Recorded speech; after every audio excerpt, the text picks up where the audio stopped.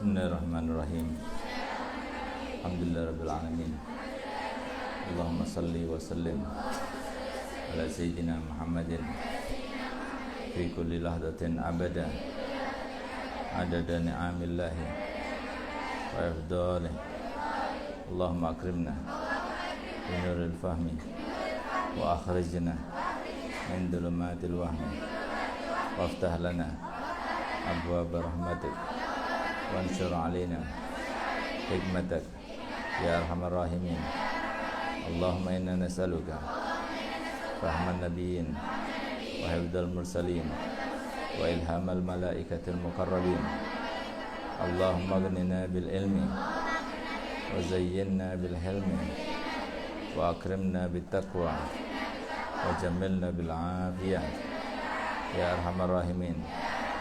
Rabbana atina min ladunka rahmah wa 'allimna min ladunka ilma. Subhanaka la ilma lana illa ma 'allamtana innaka antal alimul hakim. Wa sallallahu ala sayyidina Muhammadin wa ala alihi wa sahbihi wa sallam. Bismillahirrahmanirrahim. Alhamdulillahirabbil alamin. Wassalatu wassalamu ala asyrafil anbiya'i wa sayyidina Muhammadin wa ala alihi wa sahbihi ajmain. Qala al-mu'allif rahimahullah ta'ala nafa'ana bihi wa bi ulumin fid dharain amin.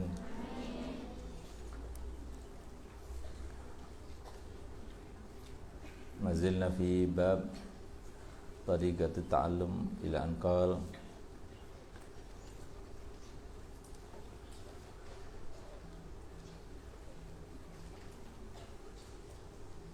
wa sami'tu mimman asiqu bihi anna Syekh Yusuf Al-Hamdani rahimahullah kana yugifu kulla amalin minal khairi ala yaumil arbi'a wa hadha li'anna yaumal arbi'a yaumun khalaqa fihi an-nur yauma khuliqa fihi an-nur wa huwa yaumun nahsin fi haqqil kufar fayakunu mubarakan lil mu'minin. Dan kami telah mendengar daripada mereka yang aku percaya kepadanya bahwasanya seorang alim yang bernama Syekh Yusuf Al-Hamdani, semoga Allah merahmatinya, dia menggantungkan setiap amal kebaikan yang akan dilakukan supaya tepat terjadinya pada hari atau dimulainya pada hari Rabu. Dan yang demikian itu karena hari Rabu itu, kata beliau, adalah hari di mana Allah menciptakan cahaya.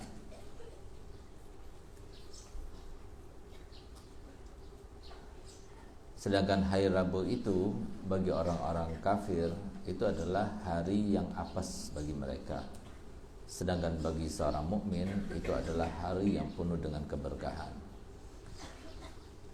Sudah kita jelaskan ya pada pelajaran yang lalu bahwasanya semua hari-hari Allah itu baik.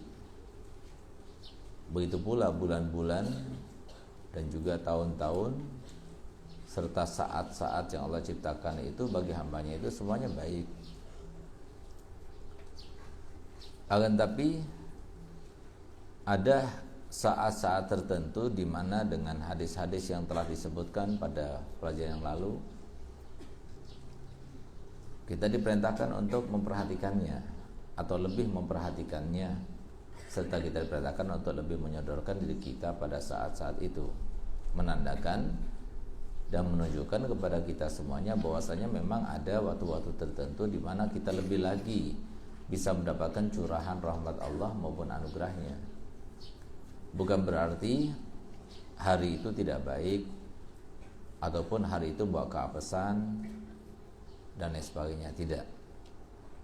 Nah, oleh karena itu maka di sini yang paling penting di sini adalah di dunia ini yang kita cari itu adalah keberkahannya. Kalau kita tidak mendapatkan keberkahan di dalam apa yang kita miliki, maka apa yang kita miliki itu menjadi kebaikan untuk kita, kebahagiaan untuk kita, kesenangan untuk kita dan jauh daripada keapesan. Sedangkan berkah itu sendiri didefinisikan oleh para ulama adalah ziyadatun fil khair, yaitu kebaikan yang berlipat pada suatu benda atau suatu keadaan atau suatu hari atau suatu saat ataupun apapun yang kita miliki daripada anugerah Allah. Itu namanya berkah. Allah Ta'ala sudah menjelaskan terkait dengan keberkahan ini dalam surat Al-Isra. Subhanalladzi asra bi 'abdihi lailan minal masjidil haram ilal masjidil aqsa alladzi barakna haulah. Allah menyebutkan dalam Al-Quran Makkah itu dan juga Madinah penuh dengan keberkahan. Begitu pula menyebutkan beberapa nabinya dalam Al-Quran itu dengan mubarak, yang penuh dengan keberkahan. Oleh karena itu maka kemudian ulama menyimpulkan bahwasanya semua anugerah Allah itu adalah rahmatnya atau bagian daripada rahmatnya. Sedangkan rahmat itu sendiri memerlukan kepada kunci untuk menggapainya dalam keadaan sesuai dengan yang kita inginkan atau yang kita duga, yaitu membahagiakan, menyenangkan, merealisasikan apa yang kita inginkan. Itu adalah keberkahan. Kalau kita punya anak yang barokah, berarti anak itu akan membahagiakan kita, akan menjadi jariah buat kita. Kalau kita mempunyai suami ataupun istri yang barokah, maka kita akan mendapatkan kebahagiaan bersama istri dan suami kita itu. Kalau kita mempunyai ilmu yang barokah, walaupun ilmu itu sedikit, tapi karena keberkahan ada pada dirinya, maka kemudian ilmu itu akan menjadi seakan-akan ilmu yang banyak. Umur yang pendek seakan-akan umur yang panjang. Oleh karenanya Ali Habsyi beliau berkata, habbah idza barakal maula tulaqi hubub. Satu butir beras, tapi kalau Allah berkehendak di situ diberkati oleh Allah Ta'ala, maka akan menjadi bukan satu butir lagi, tapi ribuan butir, bahkan jutaan butir. Jadi yang kita cari itu adalah keberkahan. Sehingga kalau kita melihat kepada adat istiadat kakek moyang kita dahulu ketika datang kepada seorang kiai, pada seorang habib, pada seorang wali, yang mereka minta itu tidak macam-macam. Mereka minta itu biasanya dua hal, selamat dunia akhirat dan keberkahan dunia akhirat.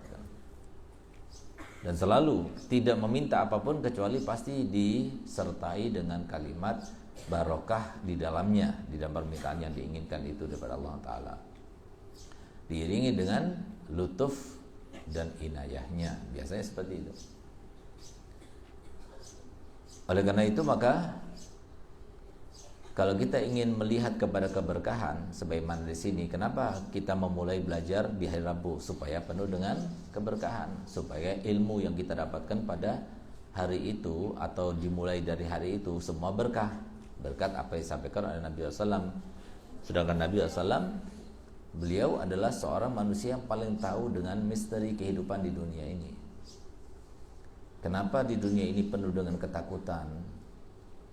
Kenapa di dunia ini penuh dengan kegalauan, kekhawatiran dan sebagainya? Karena mereka tidak tahu dengan yang sebenarnya. Sehingga kemudian Nabi SAW merealisasikan dalam hadisnya itu akan hal itu dengan beliau bersabda, innal mu'mina la yakhaf. Sesungguhnya orang mukmin itu sama sekali tidak pernah takut. Enggak takut apa yang akan terjadi pada dirinya, enggak takut apa yang terjadi pada keluarganya, enggak takut apa yang akan dimakan esok harinya maupun hari itu maupun minggu depan, sebulan lagi dan sebagainya. Dia tidak takut. Kenapa demikian? Dengan keimanan itu segala macam misteri yang menjadikan seorang itu jadi takut karenanya, maka semua tersingkap, semua terungkap, sehingga dia itu lebih berpasrah diri kepada Allah SWT. Itu maksudnya. Nah, oleh karena itu maka keberkahan ini erat hubungannya dengan apa yang kita inginkan atau cita-citakan ataupun angan-angankan. Sebagaimana disebutkan dalam sebuah hadis, kalau kita ingin bahkan berkah ya, tidak ada jalan lain kecuali satu jalur saja, satu jalan saja, yaitu apa? Ketaatan.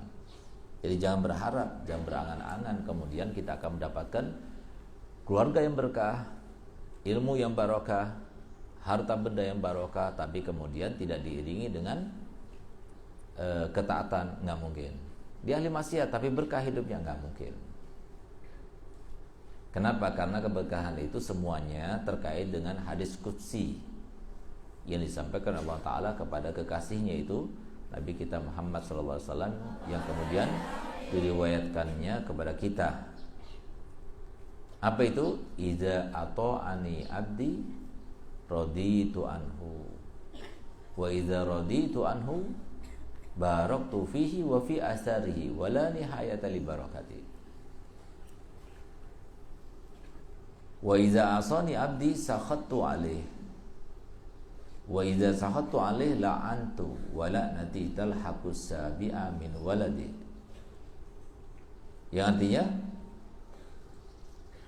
jika salah satu daripada hambaku itu telah berbuat baik, melaksanakan sebuah ketaatan kepadaku, aku ridho kepadanya. Ketika aku ridho kepadanya, aku akan berkati semua dirinya dan semua urusannya yang terkait dengannya, semuanya diberkati. Makanya kan biasanya kita cari berkah dengan memakai bekas daripada orang soleh, atau menempati rumah bekas orang soleh, atau kita mendapatkan sentuhan tangan orang soleh, bertatap muka dengan orang soleh. Itu penuh keberkahan. Keberkahan itu di situ. Jadi semua yang ada pada dirinya diberkati, dan semua yang terkait dengan dirinya dan sekitarnya itu akan diberkati oleh Allah Ta'ala. Sehingga ketika Nabi SAW Isra, dimulai dari mana? Dari Masjidil Haram. Lalu kemana? Masjidil Aqsa. Di mana Masjidil Haram dan Masjidil Aqsa itu adalah tempat yang sudah Allah berkati di sekitarnya. Jadi hanya itu yang bisa digunakan untuk melajunya Nabi SAW untuk melaksanakan mi'raj ke atas sana, itu dari tempat situ. Jadi artinya begitu pula, kalau kita ingin mendapatkan keberkahan dalam segala hal, kita harus memulai dari keberkahan. Sedangkan keberkahan itu tidak mungkin kita dapatkan kecuali dengan ketaatan.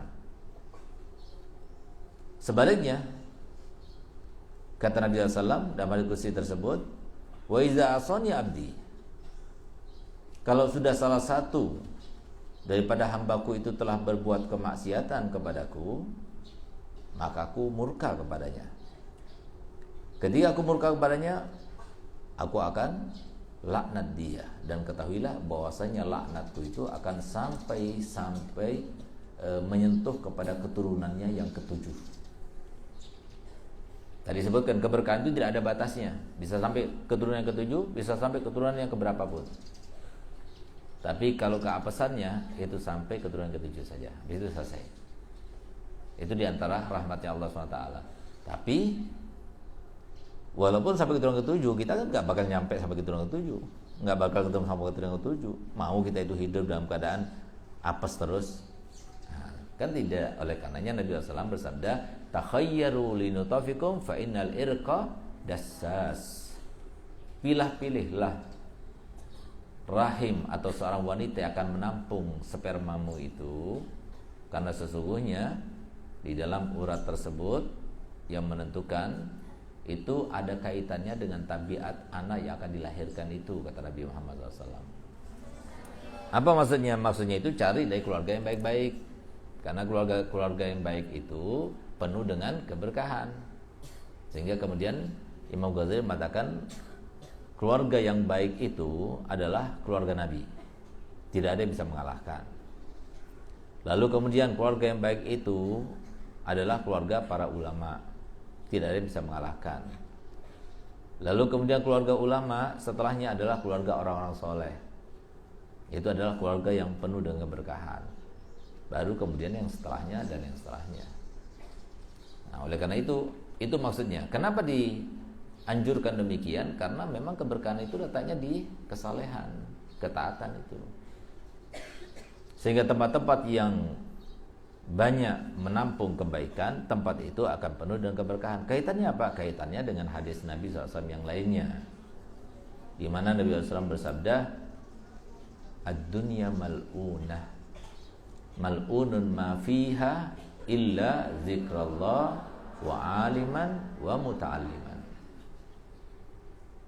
Dalam hadis lain Nabi SAW bersabda bahwasanya Allah tidak pernah memandang kepada dunia dengan pandangan rahmat sama sekali. Dari mulai Allah ciptakan, kecuali yang dikecualikan tadi. Kenapa dunia penuh dengan kesedihan? Kenapa dunia itu penuh dengan permasalahan? Kenapa dunia itu penuh dengan problematika yang tidak berkesudahan? Jawabannya adalah karena sudah dilaknat oleh Allah Ta'ala. Sedangkan laknat itu sendiri adalah artinya jauh daripada rahmatnya Allah, alias apes. Tahu kan orang apes? Misalnya apa? Dia naik tangga, karena apes jatuh dari tangganya. Setelah jatuh tangganya menimpa dia pula, nah, itu namanya apes.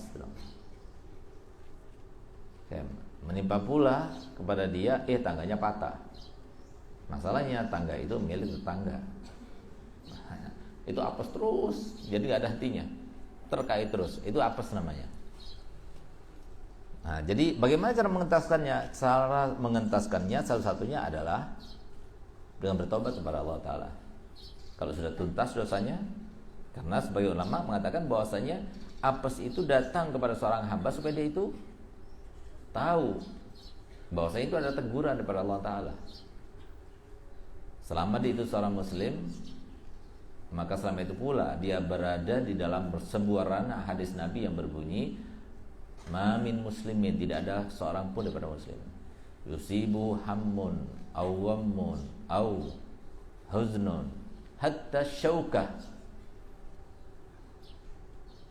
tidak ada seorang mukmin pun yang tertimpa kesedihan, kesusahan, kesumpekan, bahkan walaupun rasa sakit karena kakinya terkena duri, kecuali pasti menjadi sebab. Apa itu? Dihapuskannya dosanya dan diangkat derajatnya, serta diberikan sebuah pahala darinya. Nah, sehingga ini penyingkap daripada keapesan itu adalah ya kita bertobat kepada Allah Ta'ala dari segala macam dosa. Nah, setelah bertobat kita kembali kepada yang dikecualikan itu. Nabi SAW sudah menjelaskan dan memastikan bahwasanya tidak ada tempat di dunia ini kecuali dilaknat oleh Allah Ta'ala, kecuali yang dikecualikan oleh Allah Ta'ala itu tidak dilaknat. Apa ya yang tidak dilaknat itu? 3. Yang pertama adalah tempat yang penuh dengan zikir kepada Allah. Tahu kan zikir pada Allah? Zikir pada Allah itu bukan hanya berzikir dengan lisan, tapi zikir pada Allah itu menyebut Allah dengan lisan kita, kemudian menyebut Allah dengan hati kita, dan mengingat Allah terkait dengan semua anggota badan kita, alias kita melaksanakan semua syariatnya. Itu berarti zikir. Kita di rumah, kita sholat 5 waktu, ya. Si suami memberikan tauladan yang baik kepada anak istrinya. Dia tidak memerintahkan suatu kebaikan kecuali dimulai dengannya sendiri, baru kemudian dia perintahkan keluarganya. Si istri seorang wanita yang solihah, yang taat kepada suaminya. Anak-anak semuanya berbakti kepada orang tuanya. Pasti rumah tangga yang semacam itu akan penuh dengan keberkahan. Mereka punya harta, harta yang bahagiakan. Mereka punya sehat, sehat tapi yang berkah. Mereka punya keadaan, semuanya menyenangkan. Itu. Kalaupun ada yang tidak baik daripada kesusahan, kesedihan yang mereka rasakan, tapi mereka itu mengalaminya dalam kebaikan. Artinya apa? Orang soleh itu kan dicoba. Orang soleh itu sedih. Selama di dunia harus sedih. Orang yang tidak soleh juga harus sedih. Yang ini dicoba, itu dicoba juga, cuma beda responnya.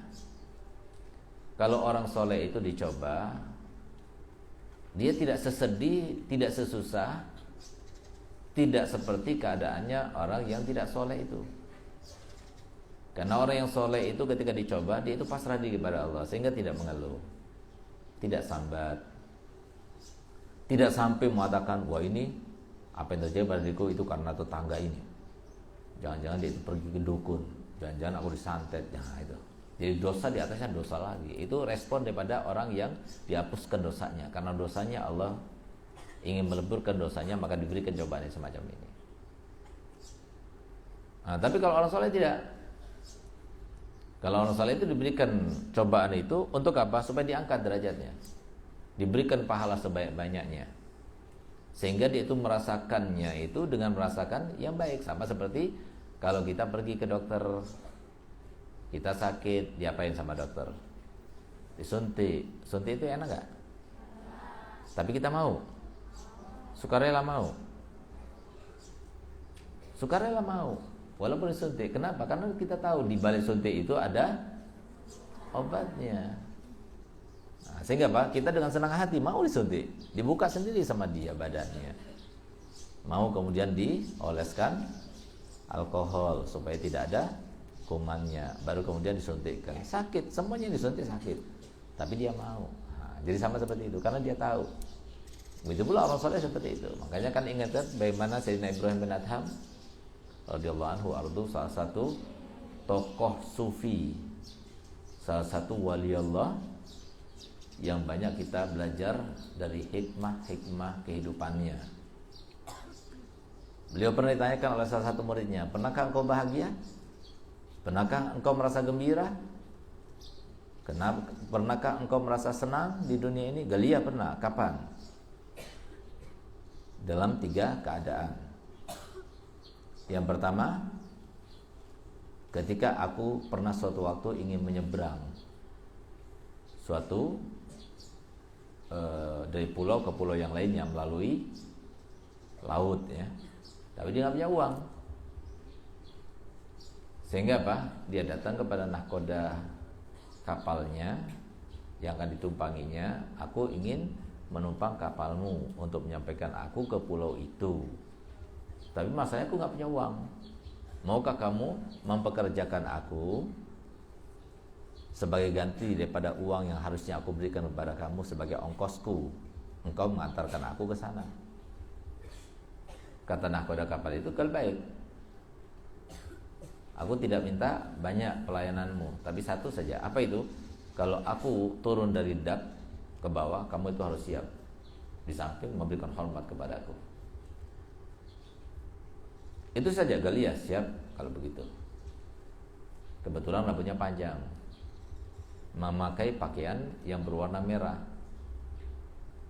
sehingga ternyata nahkoda itu maksudnya dengan begitu dia itu ingin meremehkannya, ingin merendahkannya, ingin mempermainkannya maksudnya. Sehingga setiap kali nahkoda itu naik ataupun turun, dia harus siap di sampingnya tangga. Untuk apa? Untuk rambutnya itu dijambak, ditarik gitu. Sakit nggak rambut dijambak? Sakit kan? Nah, itu adalah kenikmatan yang pertama yang aku rasakan. Sakit, terhina, merasa rendah.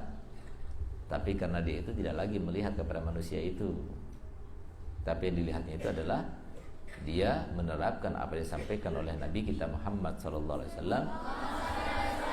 Kun ma'al khalqi ka'an la khalqa. Jadilah kamu itu bersama makhluk seakan tidak ada makhluk. Dalam apa? Dalam keburukan dan kebaikan. Dalam keburukan yang kita dapatkan daripada mereka, jangan kita pandang merekanya, karena tidak ada satupun makhluk yang pernah atau bisa melakukan sesuatu tanpa izin Allah. Itu tidak ada. Semua dengan kehendak Allah dan izinnya. Tentang kebaikan kita, jangan pernah kita ingat. Apapun yang kita lakukan, jangan pernah kita anggap itu ada suatu kebaikan. Itu maksudnya kun ma'al khalqi ka'an la khalqa. Jadi itu dari Allah, kepada mereka, bukan karena kita. Itu yang harus kita rasakan ketika kita itu bersama makhluk. Itu pula yang dirasakan oleh Sayyidina Ibrahim bin Adham. Dengan dia itu dijambak rambutnya, Allah berkehendak. Dengan dia disakiti badannya, Allah berkehendak. Dengan dilukai perasaannya, Allah berkehendak. Tujuannya siapa? Dia. Apa tujuannya? dia yang mau diangkat derajatnya, dia yang mau dihapuskan dosanya, dia akan diberikan pahalanya. Sehingga pantas kalau Nabi kita Muhammad SAW yang dijadikan Allah Ta'ala sebagai sebaik-baik contoh untuk kita dalam Al-Quran sebutkan, laqad kana lakum fi rasulillahi uswatun hasanah. Tapi bukan semua orang yang bisa menirunya, hanya orang tertentu. Siapa orang tertentu itu? Liman kana yarjullaha wal yawmal akhir wa yazkurunallaha katsira. Hanya mereka yang beriman kepada Allah dan hari akhir. Begitu pula yang berzikir terus. Siapa yang berzikir? Yang hadir pengajian ini itu berzikir. Bukan hanya pegang tasbih terus, enggak.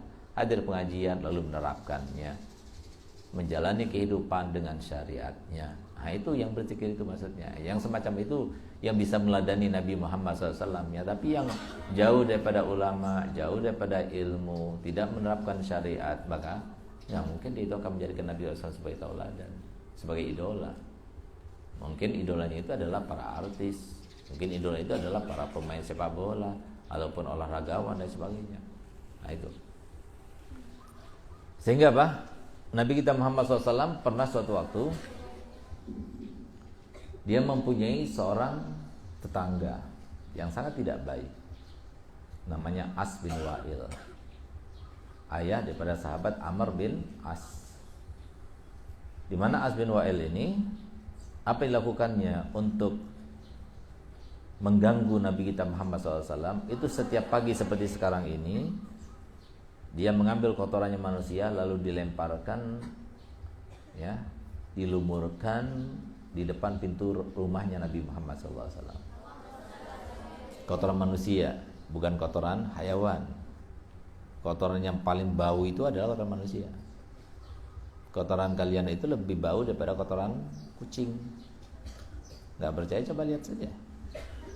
Nah, kotoran itu dilumurkan, dilemparkan di muka pintu rumah Nabi SAW. Tapi setiap kali Nabi SAW keluar daripada rumahnya, dia melihat ada kotorannya, tidak dibiarkan begitu, dibersihkan.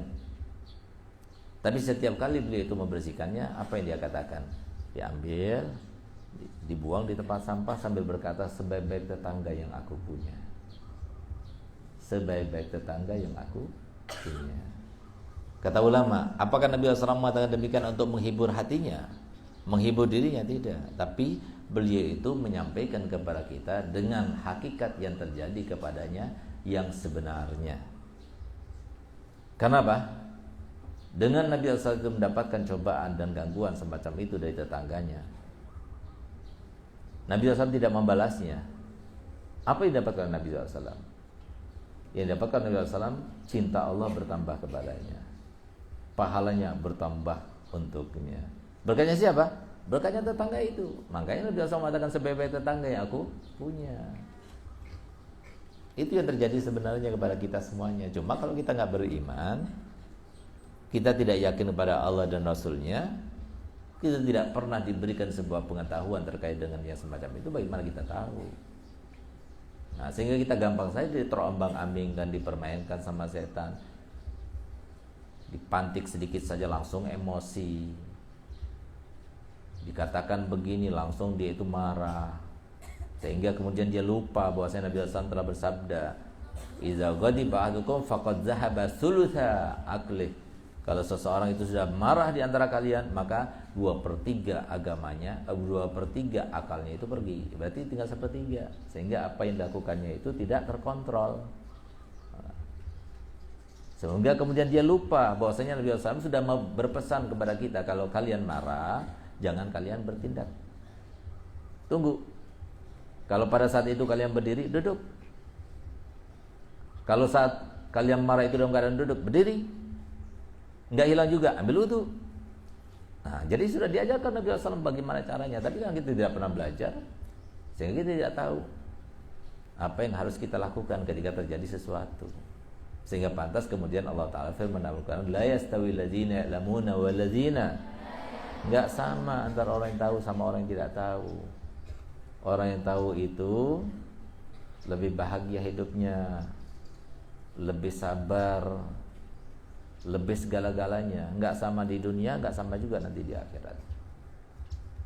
Yang kedua katanya, yang kedua, suatu waktu aku pernah sedang berjalan-jalan di kota Baghdad, tiba-tiba datang seorang tentara muda yang dengan gagahnya, dengan kudanya, dengan senjatanya yang diselempangkan di badannya.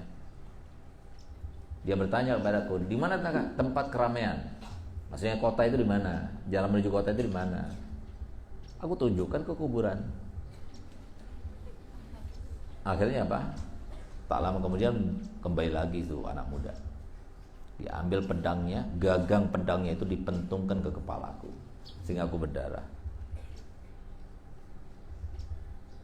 Aku katakan kepadanya, tempat keramaian yang sesungguhnya itu di situ. Tapi keramaian yang di kota itu bukan keramaian sesungguhnya. Keramaian sesungguhnya itu di situ, karena keramaian yang abadi, yang lama sampai hari kiamat nanti. Gitu. Aku tidak berbohong. Tapi akhirnya dia mendapatkan bogeman atau pentungan. Pentungannya itu dirasakan, sakitnya itu keluar darahnya itu dirasakan. Karena apa? Sentuhan daripada Allah. Allah yang menadilkan. Itu yang kedua. Yang ketiga pernah ketika aku masuk kota Baghdad bertepatan dengan musim dingin. Sementara aku tidak punya banyak teman di situ. Sehingga aku masuk ke dalam masjid, satu-satunya tempat. Aku masuk ke dalam masjid karena aku kedinginan di luar. Setelah sholat isya maka aku diusirnya. Nah, karena mereka mengatakan banyak pencurian yang terjadi. Sehingga apa, tidak diizinkan masjid itu dijadikan sebagai tempat menginap. Keluarlah dia. Masuk masjid satunya dikeluarkan lagi. Masuk masjid satunya lagi diusir lagi. Sampai akhirnya dia nggak kuat. Dia masuk, kemudian dia itu bergungguling dengan permadani. Dia berselimut dengan permadani. Biasanya nggak kuatnya, dia dingin. Nah, akhirnya diusir juga. Dia nggak mau. Pura-pura blon. Nggak mau dengar apa yang dikatakannya. Akhirnya apa? Aku sama takmir masjid itu ditarik kakiku dari dalam masjid sampai keluar masjid. Itu kenikmatan yang ketiga yang aku rasakan. Coba lihat. Nah, jadi harusnya kalian kalau semua dalam keadaan dicaci maki, dihina, direndahkan, dipukul dan sebagainya, ingat semacam ini. Sehingga pantas kalau kemudian ada perkataan yang mengatakan darbul habib zabi, pukulan kekasih itu bukan terasa pukulan, tapi terasa seperti makan kismis. Pernah makan buah kismis? Enak nggak? Manis nggak? Gurih nggak? Gurih apa manis? Nah, jadi itu yang terjadi. Nah, oleh karena itu maka itu terkait dengan keberkahan. Jadi kalau kita mempunyai ilmu yang barokah, lingkungan yang barokah, keluarga yang barokah, kehidupan yang barokah, maka kita akan mendapatkan itu semuanya. Tapi kalau kita tidak mendapatkan keberkahan, maka kita tidak mendapatkan itu. Itu yang pertama, zikir. Illa zikrullah. Yang kedua, aliman, orang alim. Nah, beruntung yang dekat sama orang alim. Berarti apa? Dekat kepada sumber keberkahan. Apalagi kalau suaminya orang alim, atau mantunya orang alim, atau ayahnya orang alim, atau saudaranya orang alim. Maka semua yang terkait dengan orang alim itu, yang paling dekat dengan orang alim itu, maka dia itu akan berkah. Kenapa? Karena mereka, para ulama itu adalah pewarisnya siapa? Para nabi, gitu. Sehingga apa? Semua yang ada pada nabi itu ada pada diri ulama. Dengan dasar sebuah hadis yang berbunyi, man zara aliman faka'annama zarani wa man safaha aliman faka'annama safahani wa man jalasa aliman faka'annama jalasani wa man jalasani fid dunya kuntu lahu jalisan yaumal qiyamah. Ya, artinya barang siapa yang datang berkunjung ke rumah orang alim, seakan-akan dia itu berkunjung ke rumahku, kata Nabi Muhammad. Barang siapa yang bersalaman dengan orang alim, seakan-akan dia itu bersalaman denganku. Dan barang siapa yang duduk-duduk bersama orang alim seperti yang kita laksanakan sekarang ini, berarti kita sedang duduk-duduk bersama siapa? Nabi Muhammad. Nah, kalau ustadz orang alim, ustadz itu bukan alim, kaya atau meniru orang alim. Nah, sehingga insya Allah kita melakukan keberkahan seakan-akan duduk bersama Nabi Muhammad. Nah, gitu. Nah, itu orang alim. Nah, jadi jangan jauh-jauh daripada orang alim, supaya kita hidupnya berkah. Misalnya apa? Kita menempati rumah baru, datangkan orang alim, masukkan ke rumah kita. Atau kita minta petunjuk pada orang alim kapan kita mulai masuk atau mulai membangun rumah kita. Atau kita minta petunjuk pada orang alim bagaimana cara kita bermuamalah, berbisnis dan sebagainya. Jadi supaya jangan salah-salah dan diberkati semua urusannya. Itu maksudnya. Dan yang ketiga kata Muhammad, yang pertama nggak dapat, yang kedua nggak dapat, jadilah orang yang santri, yaitu yang mencari ilmu. Mencari ilmu itu nggak harus jadi santri. Jadi yang muta'alim itu berarti santriwati. Enggak, muta'alim itu siapapun yang berkeinginan, yang berkehendak untuk mencari ilmu, baik itu melalui pengajian-pengajian yang diadakan, baik secara online maupun secara offline, atau dia itu datang mondok ya, ataupun dia itu hanya belajar di madrasah diniyah dan sebagainya. Itu namanya muta'alim. Kalau sudah kita mulai muta'alim, maka mulai saat itulah kita akan memulai keberkahan. Dan apapun yang kita miliki itu tidak dilaknat oleh Allah Ta'ala, sehingga penuh dengan kesenangan dan kebahagiaan. Itu rasakan, silahkan. Jadi kapan kita sudah mulai berkeinginan untuk dekat pada ulama, hadir majelis taklim dan sebagainya, itu akan rasakan keberkahan. Karena apa? Kebahagiaan itu letaknya di mana? Sini. Kebahagiaan itu rasa, ya, bukan finansial, bukan materi. Banyak orang punya materi yang banyak, finansial yang wah, tapi dia tidak bahagia. Nah, tapi kalau mau cari bahagia, nggak harus dengan finansial, enggak. Tapi dia merasa senang, plong hatinya, bahagia hidupnya, itu bahagia. Dan itu adalah anugerah Allah yang sifatnya standar, diberikan pada siapapun juga, sama seperti air. Air diberikan pada siapapun juga. Memang, tapi kebahagiaan yang sesungguhnya itu diberikan kepada orang-orang yang beriman dan bertakwa, sesuai dengan firman Allah Ta'ala dalam Al-Quran, ala bizikrillah tatmainnul, hanya dengan zikir kepada Allah. Apa zikir kepada Allah? Sekali lagi, bukan hanya mengucapkan zikir, tapi menerapkan sesuatu yang menjadi perintah Allah, menjauhi segala sesuatu yang dilarang oleh Allah, menerapkan syariatnya Allah. Itu maksudnya zikir di situ. Nah, dengan begitu kita itu akan merasa tenang hati kita. Kita mohon pada Allah Ta'ala semoga kita semuanya diberikan kehidupan yang menenangkan, membahagiakan, menyamankan di dunianya maupun di akhiratnya. Bukan hanya kita, tapi semua yang terkait dengan kita, keluarga kita, kerabat kita, sahabat kita, handai tolang kita, kenalan kita, dan seluruh kaum muslimin. Berkatnya majelis taklim ini Allah, semoga Allah angkat wabak corona insyaallah, dan semoga PPKM cepat selesai, karena semalam sudah diperpanjang sampai tanggal 30 lagi. Nah, jadi entah kapan lagi mau diperpanjang. Nah, jadi sementara banyak yang kehilangan pekerjaan, kehilangan harta benda. Kita mohon pada Allah Ta'ala semoga tidak diperpanjang lagi dan cepat diangkat corona ini, sehingga kita hidup wajar seperti sedia kala, dan Allah gantikan semuanya dengan kenikmatan yang berlebih, kenikmatan yang berbeda daripada kenikmatan sebelumnya. Lebih lagi kita rasakan kebahagiaannya. Ala hadhihi niyyah wa likulli niyyatin salihah wa ala man wasalafuna salih. Al-Fatihah.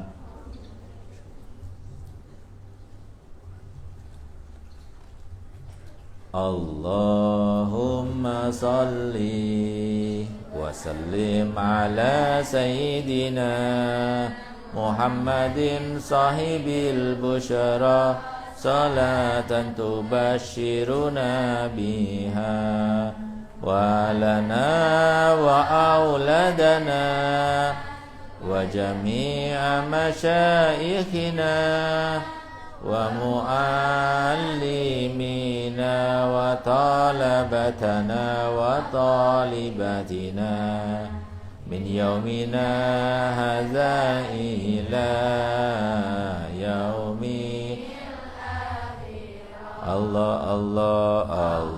Allahumma salli wa sallim ala sayyidina Muhammadin sahibil busyara, salatan tubashiruna biha wa lana wa auladana wa jami'a masyaikhina wa muallimina